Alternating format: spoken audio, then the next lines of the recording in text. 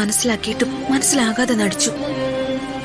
പക്ഷെ കാലം നമ്മളെ ഒന്നിപ്പിക്കാൻ ശ്രമിച്ചുകൊണ്ടേയിരിക്കുകയാണ് രാജു. പിന്നെ എന്തിനാ നീ എന്നെ വിട്ടുപിരിയാൻ ഇങ്ങനെ തിടുക്കം കാണിക്കുന്നത്?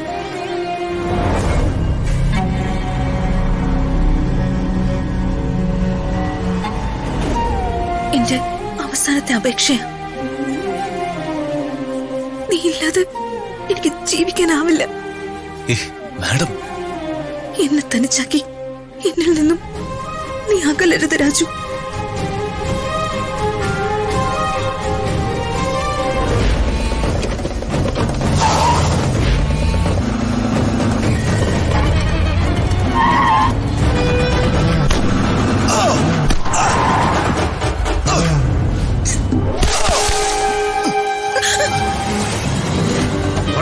അവിടെ ആക്സിഡന്റ്.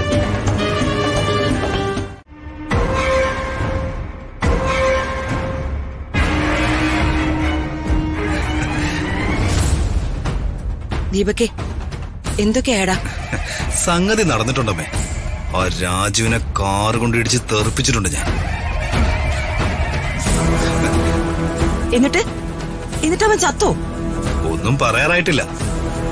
ഇടി കഴിഞ്ഞ് നോക്കുമ്പോ ചെറിയൊരു അനക്കമുണ്ടായിരുന്നു. എന്നിട്ട് എന്താ, അവളും അവിടെ കൂടിയ ആളുകളൊക്കെ ചേർന്ന് അവനെ തൂക്കിയെടുത്ത് ഹോസ്പിറ്റലിലേക്ക് കൊണ്ടുപോയിട്ടുണ്ട്. അവിടെ ചെല്ലുമ്പോ അറിയാം അവൻ തട്ടിപ്പോവോ ഇല്ലയോ. അല്ല മോനെ, ഇതിപ്പോ ആരാ ചെയ്തേ? ഇതെന്ത് ചോദ്യം അമ്മേ? അമ്മയ്ക്ക് അറിയാവുന്നതല്ലേ എന്നെ പറ്റി. ബോംബെയിലെ ആളുകളൊന്നുമല്ല, ഞാൻ തന്നെയാ ചെയ്തേ. അപ്പൊ നീ ബോംബെന്ന് ആളെ വരുത്തിയില്ല അല്ലേ? അമ്മയ്ക്ക് അറിയാലോ, ദീപക് പറഞ്ഞ വാക്ക് മാറില്ലെന്ന്. അപ്പോ ആളെ ഇറക്കാതെ തന്നെ പണി പറ്റിച്ചു അല്ലേ? പിന്നല്ലേ. ഏതായാലും അവൻ ചത്തു എന്നുള്ള വാർത്ത കേട്ടാലേ എനിക്ക് സമാധാനാവും. അത് മിക്കവാറും ഉടനെ തന്നെ കേൾക്കാനുള്ള ഭാഗ്യം നമുക്കുണ്ടാവും അമ്മേ. അതാണ് എന്റെ വിശ്വാസം. അവൻ ചാകണം. ഋതികയുടെ കഴുത്തിൽ അവൻ കെട്ടിയ താലി അറ്റുപോകണം.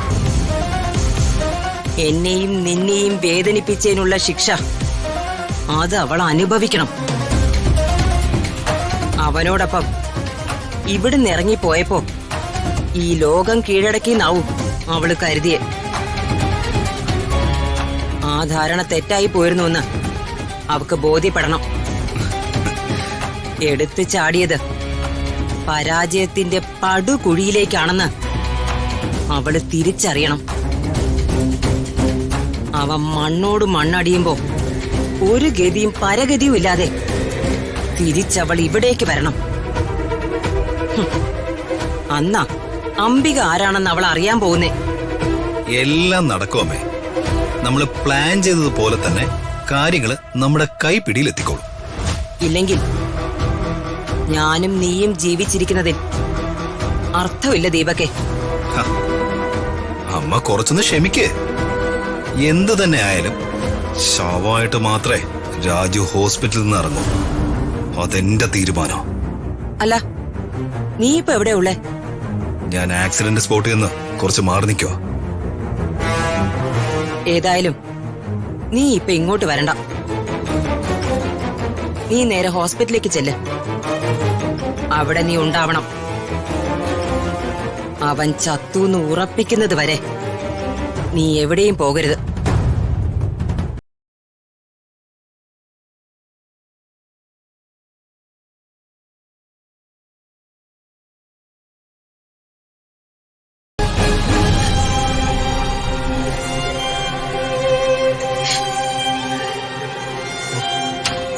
ഒരുപാട് ബ്ലഡൊക്കെ പോടണോ? അതെ അതെ, രക്ഷപ്പെടണ കോളൊന്നുമില്ല. തലക്ക് ഇടിയിട്ടിരിക്കുന്നു.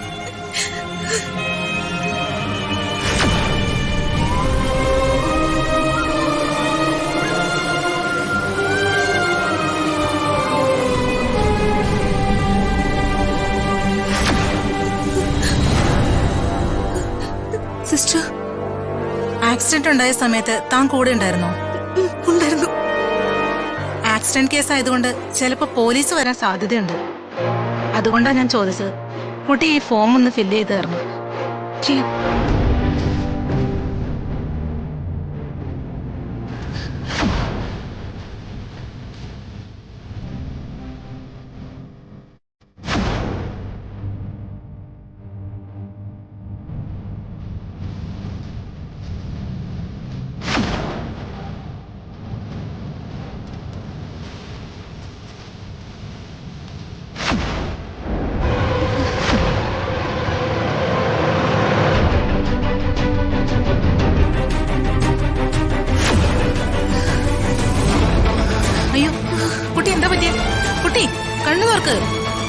നോക്ക്.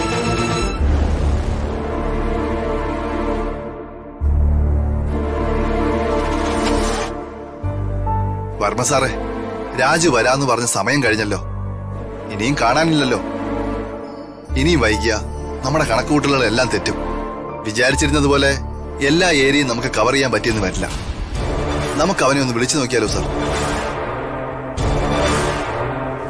നമ്മുടെ ഇലക്ഷൻ പ്രചരണത്തിന്റെ ആദ്യ ദിവസം ഇന്ന് തന്നെ നമ്മൾ കൃത്യസമയത്ത് എത്തിയില്ലെങ്കിൽ അത് വർമ്മ സാറിന് ക്ഷീണമാവും. ഇന്ന് വരെയും സമയനിഷ്ഠയില് യാതൊരു വിട്ടുവീഴ്ചയും സാറ് വരുത്തിയിട്ടില്ല. രാജു എന്നെ പോലെ തന്നെ സമയനിഷ്ഠുള്ളവനാ. അവൻ പറഞ്ഞതുപോലെ തന്നെ ശ്രമിക്കുകയും ചെയ്യും.